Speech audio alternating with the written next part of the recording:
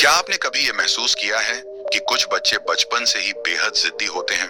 कुछ बहुत शांत और समझदार, कुछ दूसरों से अलग सोचते हैं, तो कुछ गुस्से में भरे रहते हैं। क्या आपने कभी सोचा है कि एक ही घर में पलने बढ़ने वाले बच्चे एक जैसे माहौल, एक जैसी परवरिश के बावजूद एक दूसरे से इतने अलग क्यों होते हैं?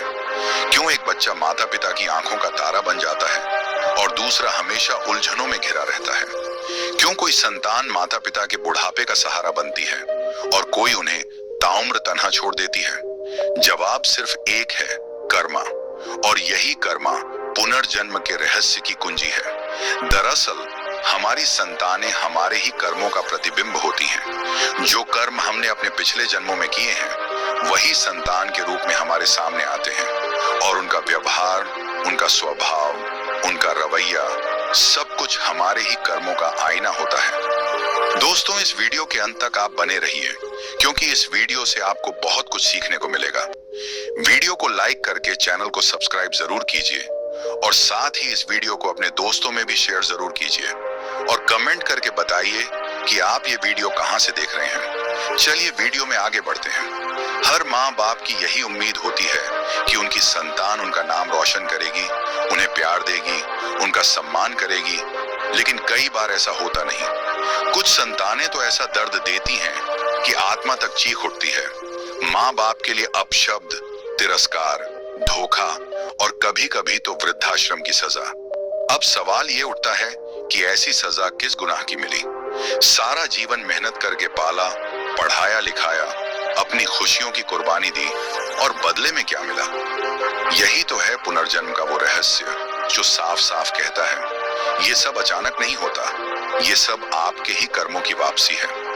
आपके द्वारा किसी जन्म में किसी को जो दुख दिया गया वो संतान बनकर आपके जीवन में आया है ताकि वो वही दुख लौटा सके। कभी कभी कोई बच्चा माँ बाप से इतना जुड़ा हुआ होता है कि उनकी एक आह भी उसे बेचैन कर देती है। वो बच्चा माँ बाप के लिए सच्चा वरदान बन जाता है। ऐसे बच्चे सिर्फ इस जन्म के नहीं होते, ये आत्माएं कई जन्मों से आपके साथ बंधी होती हैं।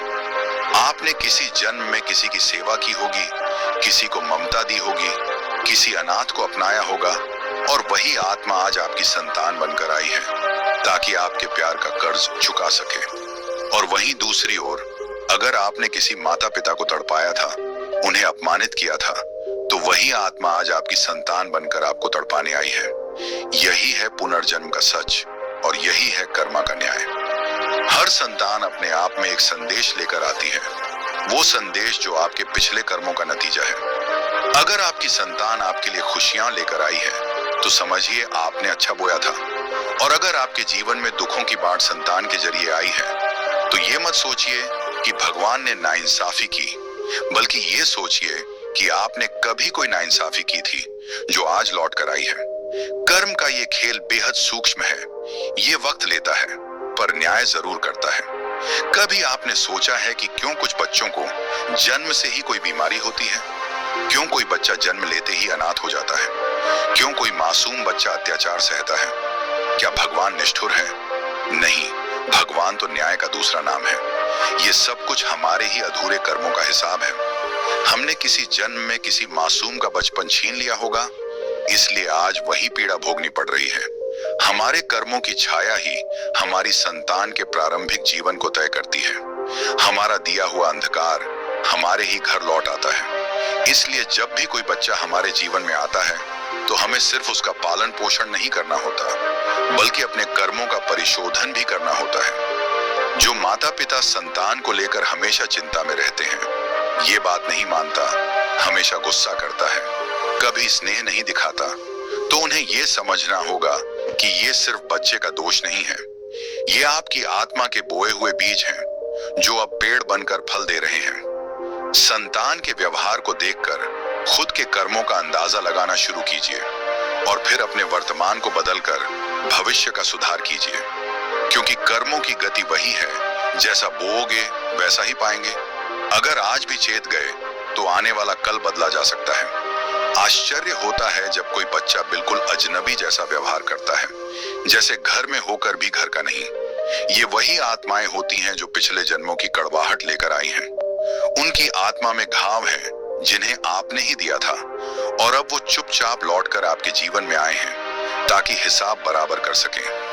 ये पुनर्जन्म का सबसे बड़ा रहस्य है कि कोई भी रिश्ता इस जन्म तक सीमित नहीं होता। माँ बेटा, बाप बेटी, भाई बहन, ये सब सिर्फ शरीरों के नाम हैं। आत्माओं की यात्रा इससे बहुत आगे की है। एक माँ कभी किसी जन्म में बहन रही होगी या एक बेटा कभी पति रहा होगा। रिश्तों का ये जाल कर्मों के धागों से बुना होता है और जब तक वो धागा खुलता नहीं, आत्माएं लौटती रहती हैं। इसीलिए जब कोई संतान आपको दुख देती है तो रोइए मत, टटोलिए अपने भीतर। जरूर आपने किसी जन्म में उसे वो दर्द दिया होगा। और जब कोई संतान आपके लिए वरदान बन जाती है तो उसका सिर चूमकर भगवान का धन्यवाद कीजिए। आपने कभी किसी आत्मा के आंसू पोंछे थे और आज वो आत्मा आपके लिए आशीर्वाद बनकर आई है। यही है कर्म और पुनर्जन्म की गहराई। जो दिखता है वो सब नहीं होता और जो होता है वो दिखता नहीं। आपकी संतानें आपकी ही परछाइयां हैं। उनके व्यवहार में आपके पुराने कर्मों की झलक मिलती है। अब सवाल ये है कि अगर हमसे गलती हुई है तो क्या सुधार संभव है? बिल्कुल है। यही तो है मानव जीवन की खूबसूरती। कर्म बदलो तो फल बदल जाएगा। प्रेम दो तो प्रेम लौटेगा। क्षमा करो तो घाव भरेंगे। और अगर संतानें गलत राह पर हैं तो उन्हें कोसने की बजाय उन्हें प्रेम और धैर्य से साधो, क्योंकि ये तुम्हारे ही अधूरे कर्म हैं जो अब पूरे होने आए हैं। दोस्तों, इस वीडियो के अंत तक आप बने रहिए, क्योंकि इस वीडियो से आपको बहुत कुछ सीखने को मिलेगा। वीडियो को लाइक करके चैनल को सब्सक्राइब जरूर कीजिए और साथ ही इस वीडियो को अपने दोस्तों में भी शेयर जरूर कीजिए और कमेंट करके बताइए कि आप ये वीडियो कहां से देख रहे हैं। चलिए वीडियो में आगे बढ़ते हैं। रिश्तों में शांति चाहिए तो आत्मा से कर्म शुद्ध करना होगा। सिर्फ बाहर की पूजा पाठ से नहीं, बल्कि भीतर की सच्चाई से। अपनी संतानों के साथ प्रेम का रिश्ता बनाओ, सिर्फ अधिकार का नहीं। उन्हें डांटने से पहले आत्मा से संवाद करो। क्या ये मेरी पुरानी गलती है जो अब इसका व्यवहार मुझे दुख दे रहा है? अगर ये सवाल पूछ लिया तो आत्मा जाग जाएगी और जब आत्मा जागती है तब कर्म जलने लगते हैं और तब जाकर वो चमत्कार होता है जो विज्ञान नहीं समझा सकता। एक बिगड़ा हुआ बच्चा बदलने लगता है, एक रूठा हुआ दिल फिर जुड़ने लगता है और एक टूटा हुआ रिश्ता फिर खिलने लगता है। याद रखो, ईश्वर सिर्फ मंदिर में नहीं, तुम्हारी संतानों में है। तुम्हारे कर्मों का लेखा जोखा उन्हीं में दर्ज है। उन्हें सुधारना है तो खुद को सुधारो, उन्हें समझना है तो अपने कर्मों को समझो, क्योंकि ये जीवन सिर्फ एक अध्याय है। आत्मा की किताब में कई अध्याय और बाकी हैं। और अगर इस जन्म में तुमने प्रेम, सेवा और क्षमा की भाषा सीखी तो अगला जन्म तुम्हें वही फल देगा और शायद तब तुम्हारी आत्मा भी किसी के लिए वरदान बन जाएगी। मान लीजिए किसी माँ ने अपने जीवन में अपने सास ससुर को बहुत अपमानित किया, उन्हें कभी सम्मान नहीं दिया, उनके बुढ़ापे को बोझ समझा। बहुत अपमानित किया, उन्हें कभी सम्मान नहीं दिया, उनके बुढ़ापे को बोझ समझा। अब वो माँ खुद बूढ़ी हो चुकी है और उम्मीद करती है कि उसकी संतान उसका सहारा बनेगी, लेकिन उसकी ही संतान उसका अपमान करती है, ताने देती है, कभी उसका हाल तक नहीं पूछती। अब वो माँ कहती है, मैंने तो अपने बच्चों के लिए सब कुछ किया था, फिर ये सजा क्यों मिली? लेकिन वो ये भूल जाती है कि जो दर्द उसने कभी अपने हाथों किसी बूढ़े दिल को दिया था, वही दर्द अब लौट आया है। फर्क बस इतना है कि उस वक्त वो बहू थी और आज माँ है। पात्र बदल गए हैं, लेकिन कहानी वही है। यही है कर्मा। एक और उदाहरण सोचिए, कोई व्यक्ति बेहद मेहनती था, लेकिन दूसरों की उन्नति देखकर जलता था, उनके बच्चों के लिए बुरा सोचता था, उन्हें नीचा दिखाने की कोशिश करता था। उसने किसी के बच्चे को गलत राह पर जाते देखकर खुशी मनाई थी।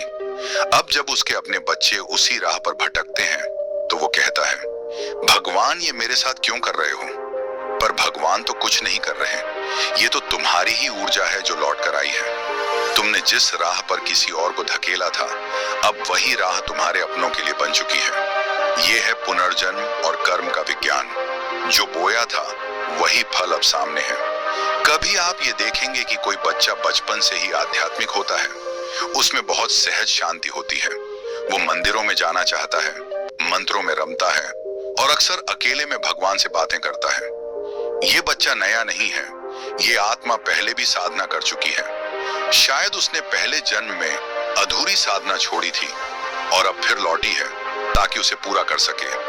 और अगर ऐसे बच्चे को आपने जन्म दिया है तो समझ लीजिए आपके भीतर भी वो संस्कार रहे हैं, या फिर आपने किसी योगी, किसी साधु की कभी सेवा की थी जिसकी वजह से ये पवित्र आत्मा आपके घर आई है।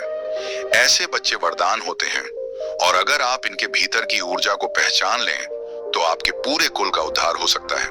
अब इसके उलट एक बच्चा सोचिए जो बचपन से ही झूठ बोलता है, चोरी करता है, मारपीट करता है, बड़ों की इज्जत नहीं करता, लाख समझाने पर भी नहीं बदलता, माँ बाप परेशान रहते हैं, समाज ताना देता है और खुद के कर्मों पर शक होता है। पर शायद वो बच्चा इसीलिए आया है ताकि आपके भीतर की क्षमा, सहनशीलता और बिना शर्त प्रेम की परीक्षा ले सके।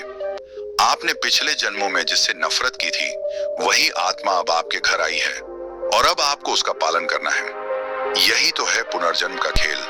वही आत्माएं बार बार लौटती हैं जब तक हिसाब पूरा न हो जाए।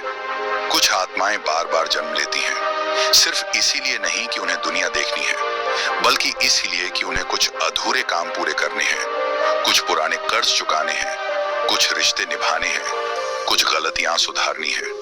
और इसी प्रक्रिया में वो आत्माएं हमारे घर जन्म लेती हैं, कभी माँ बनकर, कभी बेटा बनकर, कभी बहन या भाई बनकर।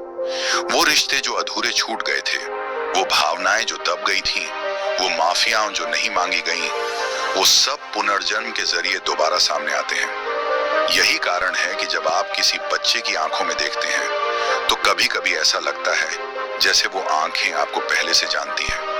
वो आंखें कुछ कह रही होती हैं। वो आंखें पिछले जन्म का कोई संवाद अधूरा छोड़ आई होती हैं।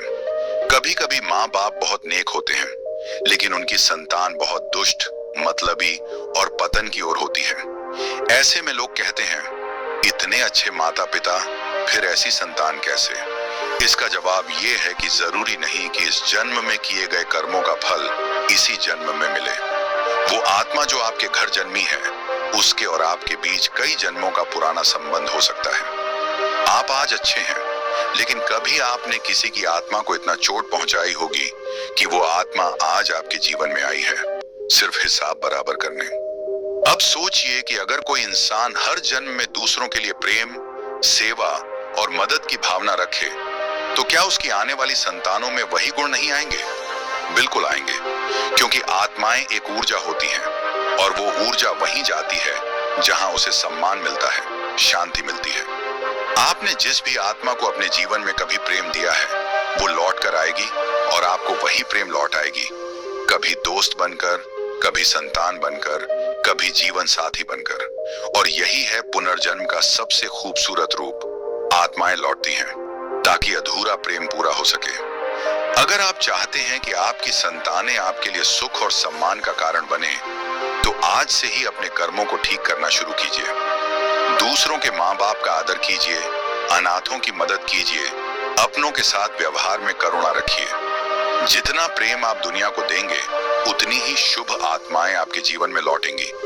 और अगर अब तक आपसे गलती हुई है, तो उसका पछतावा करना ही काफी नहीं, बल्कि उसे सुधारने के लिए कुछ अच्छा करना जरूरी है, क्योंकि कर्म सिर्फ सोच से नहीं, क्रिया से बदलते हैं। बहुत बार लोगों को यह भ्रम होता है कि बच्चा तो भगवान देता है, तो उसमें हमारा क्या दोष? लेकिन सच्चाई ये है कि भगवान सिर्फ माध्यम है।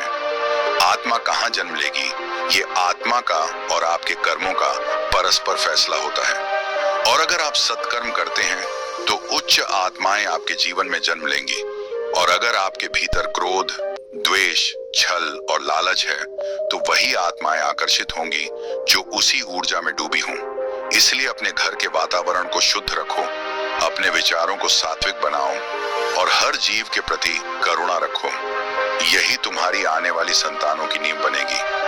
अब सवाल ये है कि क्या हम इस जन्म में अपने कर्मों को बदलकर अपने बच्चों के भविष्य को भी संवार सकते हैं? क्या हम अपने पिछले पापों का प्रायश्चित करके अपने जीवन में शांति, प्रेम और सम्मान को बुला सकते हैं? और क्या हम इस जन्म में ऐसा कुछ कर सकते हैं जिससे अगली बार जब आत्माएं लौटें, तो वो हमारे लिए दुख नहीं, सुख लेकर आए? जवाब है हाँ। क्योंकि कर्म का सिद्धांत सिर्फ सजा नहीं देता, बल्कि सुधार का भी मौका देता है। ये ईश्वर का बनाया ऐसा नियम है जिसमें अगर आत्मा जाग जाए तो उसकी दिशा भी बदल सकती है, उसकी गति भी। अगर आप महसूस करते हैं कि आपकी संतानें आपको समझती नहीं, आपके लिए बोझ बन चुकी हैं या आपका दिल दुखाती है, तो पहला कदम है अपने भीतर झांकिए। रोइए मत, खुद को कोसिए मत, बस ये जानने की कोशिश कीजिए कि आपने कब किस आत्मा के साथ अन्याय किया था। फिर उस भाव के साथ क्षमा मांगिए, सबसे पहले खुद से, फिर ईश्वर से और फिर उस आत्मा से जो शायद अब आपके बेटे या बेटी के रूप में आपके सामने बैठी है। उन्हें देखकर सिर्फ बच्चा मत समझिए, उन्हें एक चलती फिरती आत्मा समझिए, एक चेतना जो आपके बीते जन्म की कोई कहानी पूरी करने आई है। और जब आप उस चेतना को सम्मान देना शुरू करते हैं तो आप पुराने कर्मों को जलाना शुरू करते हैं। कई लोग कहते हैं हमने तो किसी का कुछ नहीं बिगाड़ा, फिर क्यों ऐसा हो रहा है? पर वो ये नहीं जानते कि आत्मा की यात्रा हजारों वर्षों से चल रही है। कौन जाने कब किस जन्म में किसके साथ क्या किया गया। इसलिए सबसे बड़ा उपाय यही है, हर दिन खुद को सुधारा जाए, हर दिन हर आत्मा को प्रेम दिया जाए, हर दिन हर रिश्ते को इज्जत दी जाए, क्योंकि आज का किया हुआ कल बनकर लौटेगा। यही कर्म का नियम है। अगर आप चाहते हैं कि आपकी आने वाली पीढ़ियां आपको गर्व महसूस कराएं, तो सिर्फ धन और शिक्षा मत दीजिए, उन्हें संस्कार दीजिए, क्योंकि संस्कार ही आत्मा के साथ यात्रा करते हैं और वही अगले जन्म में आपके घर लौटते हैं। अपने बच्चों को प्रेम की, क्षमा की, सेवा की भाषा सिखाइए, ताकि जब आप अगली बार इस धरती पर लौटें तो उन्हीं बच्चों के वंश में, उन्हीं संस्कारों के घर में जन्म हो। और तब वो घर सिर्फ 4 दीवारों वाला मकान नहीं होगा, बल्कि वो आत्मा की शांति का मंदिर होगा। ध्यान दीजिए, अगर आप इस जन्म में किसी गरीब बच्चे की मदद करते हैं, किसी बूढ़े को सहारा देते हैं, किसी बेसहारा जानवर को खाना देते हैं, तो आप सिर्फ एक छोटा कर्म नहीं कर रहे, आप एक बीज बो रहे हैं। ऐसा बीज जो आने वाले जन्मों में किसी आत्मा को आपके जीवन में खींच लाएगा, जो बदले में आपको वही दया, वही प्रेम और वही सहारा देगा। और अगर आप अपने बच्चों से सच्चा प्रेम चाहते हैं, तो पहले खुद दुनिया को वो प्रेम दीजिए, बिना शर्त, बिना अपेक्षा, बिना गिनती। कई बार माता पिता बच्चों से बहुत ज्यादा उम्मीद लगा लेते हैं, और जब वो उम्मीदें टूटती हैं तो टूटते हैं रिश्ते, विश्वास और भरोसे की नींव। लेकिन अगर आप समझ जाएं कि ये आत्मा आपके घर सिर्फ आपकी सेवा करने नहीं आई, बल्कि अपने कर्मों का हिसाब करने आई है, तो आप अपेक्षा छोड़ देंगे और केवल प्रेम देना शुरू करेंगे। और वहीं से शुरू होता है मुक्ति का मार्ग। जब आप रिश्तों को लेन देन की जगह सेवा और स्वीकार की भावना से निभाते हैं, तब कर्मों के बंधन टूटते हैं और आत्मा मुक्त होने लगती है। हर आत्मा को मुक्ति चाहिए, और वो मुक्ति तभी मिलती है जब वो अपने सारे अधूरे कर्मों को पूरा कर लेती है, सब गलत फहमियों को प्रेम से पिघला देती है और सब दुखों का जवाब क्षमा से देती है। जब आप अपनी संतानों से सिर्फ ये सोचकर व्यवहार करेंगे कि ये आत्मा मेरे ही किसी कर्म का परिणाम है, तो आप उसे दोष नहीं देंगे, बल्कि उसे प्रेम देंगे। और ऐसा प्रेम ही आत्मा को बदलता है, उसका स्वभाव बदलता है, उसकी दिशा बदलती है। जब कोई आत्मा खुद को समझ जाती है तो वो खुद भी बदलने लगती है। कई बार आपने देखा होगा, कोई बच्चा शुरू में बहुत गुस्सैल था, लेकिन कुछ समय बाद वो एकदम शांत हो गया। कोई संतान कभी रिबेलियस थी, लेकिन एक दिन ऐसा आया जब वो माँ बाप की सेवा में लग गई। ये सब चमत्कार नहीं है, ये सब कर्मों की ऊर्जा में आया बदलाव है। जब प्रेम और क्षमा की ऊर्जा कर्मों पर भारी पड़ती है, तो आत्माएं नरम पड़ने लगती हैं, उनका बोझ हल्का होने लगता है, और तब एक बिखरा हुआ रिश्ता फिर से जुड़ने लगता है। पुनर्जन्म का सबसे बड़ा रहस्य यही है, कोई आत्मा हमेशा के लिए शत्रु नहीं होती और कोई आत्मा सदा मित्र नहीं होती। ये सब भावनाओं की, कर्मों की और आत्मिक बंधनों की यात्रा है।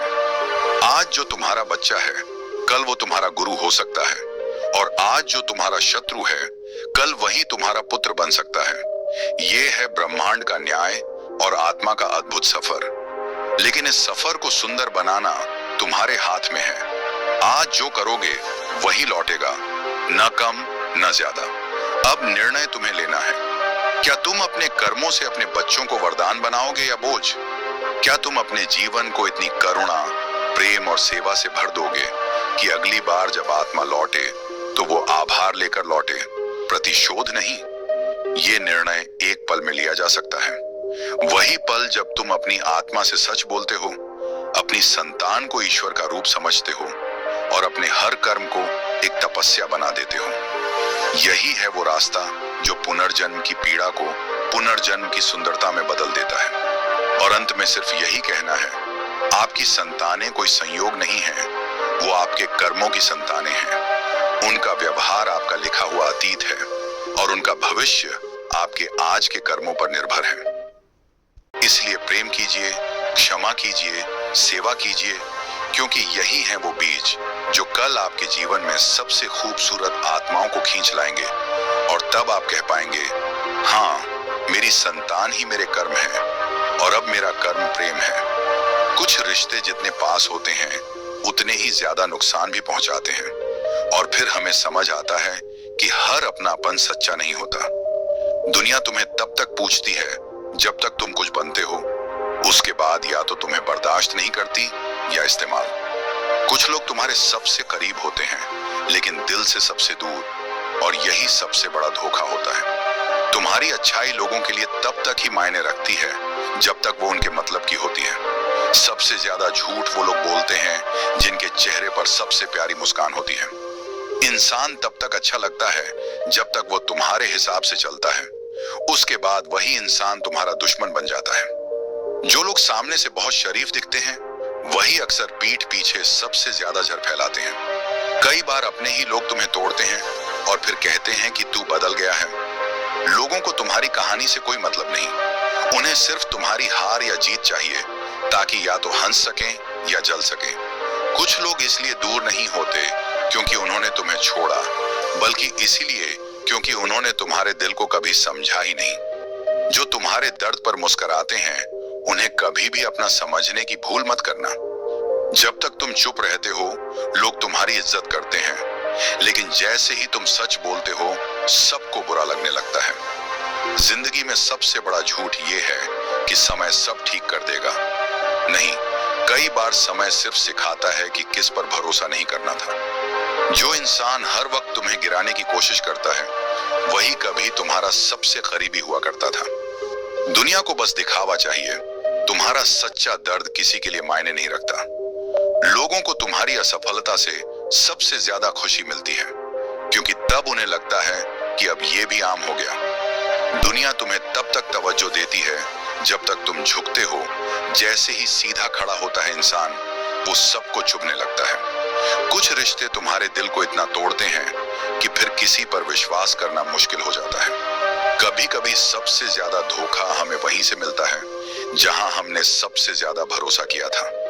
लोग तुम्हारे गम को नहीं समझते, लेकिन गलती तुम्हारी हो ना हो, दोष तुम्हारा ही निकलता है। जो लोग हर समय अपनेपन की बातें करते हैं वही समय आने पर सबसे पहले मुंह मोड़ते हैं। सच्चाई ये है कि दुनिया को तुम्हारी भलाई से कोई मतलब नहीं, उन्हें बस तुम्हारी कमजोरी चाहिए ताकि वो फायदा उठा सकें।